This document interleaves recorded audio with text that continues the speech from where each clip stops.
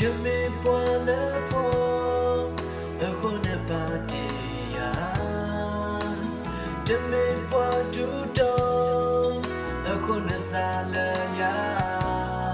Tête mine crasinya, yo do ta ena.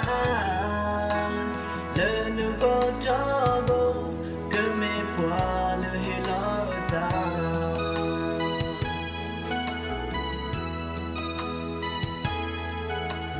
Takute tu, aku nanti sia. Demi padu do, aku nanti doa. Tetapi negratinya, poena dole hoku. Mina ya so, penete padu padu. Je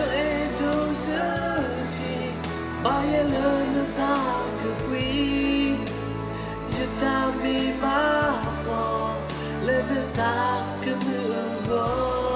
Oh, ta elejago, kuhilaye na tobo, jasota ke eda tena.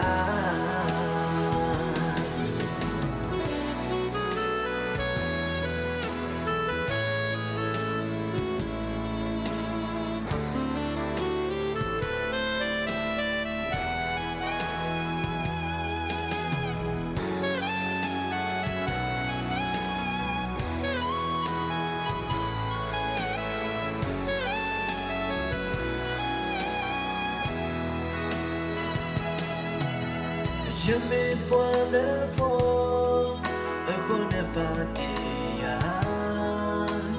Je me bois tout temps, ne sale ya.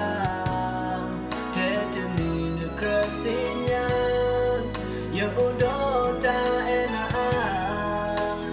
Le nouveau tabo, que me bois le hilosa.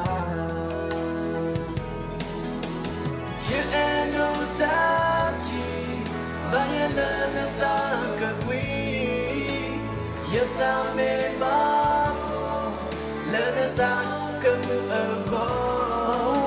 Tai lana, kehilo ina na, tu suta ke ena, tena.